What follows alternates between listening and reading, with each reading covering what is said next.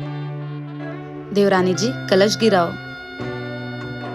अरे बेटवा कहाँ रह गया? वो माँ जी देवर जी नीचे ही रह गए। इस काली की शक्ल देख के भैया नीचे ही रह गया होगा।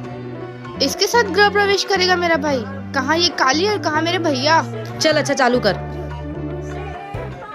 हे भगवान, ये कुलक्षणी अपशगुन कर डाली। अरे दाहिने पैर से करते हैं, बाएं नहीं। देखा मम्मी, ये काली घर में घुसी नहीं कि पहले ही अपशगुन कर डाली। सत्यानाश। माफ करिएगा माँ जी, मुझे नहीं पता था। अगर नहीं पता था तो पूछना चाहिए था ना। मैं तो कहती ही थी कि भैया की शादी इस काली से मत कराओ, पर आप लोग दहेज के चक्कर में इस काली को लेके आ गए। माँ जी दुल्हन को बाहर ही खड़ा करेंगे क्या? अंदर ले चलें? हाँ ये कुलक्षणी अब चौपट तो कर ही डाली है, अब गेट पे खड़े होके बेइज्जती करवाएगी क्या? चल अंदर आजा। जी चलो।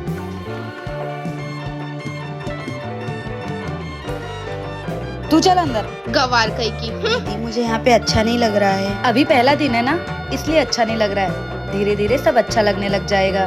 सुनो काली माई, मम्मी ने कहा है कि रूम से बाहर मत आना।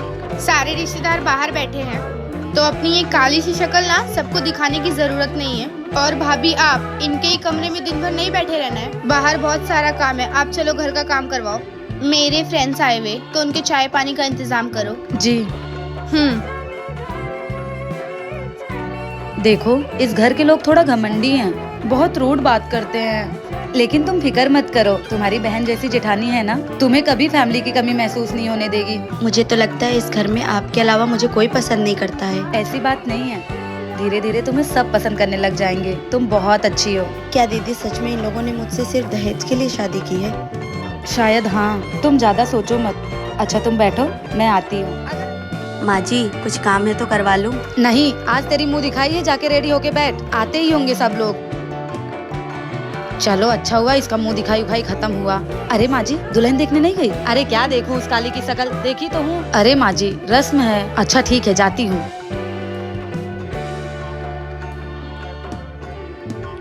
पाए लागू मम्मी जी। अरे रहने दे, कोई जरूरत नहीं है। पैर छूने आई हैं। क्या देखूं तेरा काला चेहरा, देखी तो हूँ अब सगुनी। सही बोलूं तो तुझसे शादी करके फंस गई 10 लाख रुपए के चक्कर में। ये सब छोड़, चल अब घूंघट ऊपर कर। हे भगवान, ये देखो कहाँ मेरा बेटवा हीरा जैसा और कहाँ ये कोयले की खदान। अच्छा ये ले गोरे होने की क्रीम, 6 महीना साल भर लगाएगी तो गोरी हो ही जाएगी। सुबह शाम लगाना है और डेली लगाना, ताकि इस परिवार से घुल मिल जाए। और कपड़ा उपड़ा उतारना नहीं अभी, और घर के लोग बाकी हैं अभी। जो लोग अपने बहू के साथ ऐसा करते हैं उनके साथ क्या करना चाहिए, कमेंट बॉक्स में जरूर बताएं। माँ जी मैं क्या कह रही थी कि आज नई बहू का पहली रसोई करा दें। अरे काहे की रसोई, यहाँ मेरा बेटवा खुशी नहीं है और रसोइयाँ करवाने चली हैं। माँ जी वो भी किसी के घर की बेटी है, उसने भी अपनी शादी को लेके बहुत सपने सजाए होंगे। और फिर ये तो रस्म है, ये तो करना पड़ेगा ना। अरे नहीं कराना है कोई रस्म। माँ जी आप मानो या ना मानो, पर अब वो इस घर की बहू है। अच्छा ठीक है, जा तैयार करके ले आ। जी माँ जी, मैं उनको रेडी करके किचन में लाती हूँ। अरे काली माई, तो तुम अभी तक रूम में ही हो? तुम्हें कुछ पता नहीं है क्या? शादी के दूसरे दिन पहली रसोई होती है। लगता है तुम्हें माँ बाप ने कुछ सिखा के नहीं भेजा है क्या? क्योंकि बिना बोले एक काम नहीं होता है तुमसे। मुझे तो ये नहीं समझ में आता है कि तुम्हारे हाथ से खाना कौन चाहता है। पता नहीं क्या हो गया है मेरे घर वालों को। अब मेरा मुंह क्या देख रही हो, जल्दी किचन में आओ। जी ननद जी आप चलिए, मैं अभी आती हूँ। आपकी शादी कौन से सन में हुई थी? मम्मी वो काली को मुँह दिखाने में बहुत सारे गहने मिले, क्या वो अपने पास रखेगी? अपने पास कैसे रखेगी वो? अरे बहुरिया ला दिखा, तेरे मुंह दिखाई में क्या क्या मिला है? माँ जी ये हार मिला है, और ये कंगन मुझे जेठानी जी ने दिया है, और ये कंगन मुझे बुआ सास ने दिया है, और ये टॉप्स मुझे मामी जी ने दिया है, और ये सब पे नाम लिखा है। माँ जी आप देख लीजिए। ये सारा गहना समेट दे, मैं अपनी अलमारी में रख देती हूँ। माँ जी मुझे जेठानी जी ने कहा है कि ये सब मैं अपनी अलमारी में रख लूँ। तो अब तुझे बड़की बहू सिखाएगी कि तुझे इस घर में कैसे रहना है। आग लगा रही है, कहीं कान तो नहीं भर रही हो तेरे? नहीं माँ जी, शायद उन्होंने ऐसे ही बोल दिया होगा। हाँ तो मुझसे ज्यादा आगे चलने की कोशिश मत करना। जी माँ जी, इसे आप ही रख लीजिए। अब ये ला गहने सारे रखूँ मैं अपनी अलमारी में। माँ जी मुझे ये सब गहने नहीं, बस आप लोगों का प्यार चाहिए। ठीक है, मैं इसे अपनी अलमारी में संभाल के रख दूंगी। जब तुझे कभी चाहिए होगा तो बताना मुझे। क्या बहुओं को अपनी गहनों पर कोई हक नहीं होता? ऐसा सास क्यों करती है? काली ये ले भैया का शर्ट प्रेस करके दे। जी ननद जी अभी करके देती हूँ।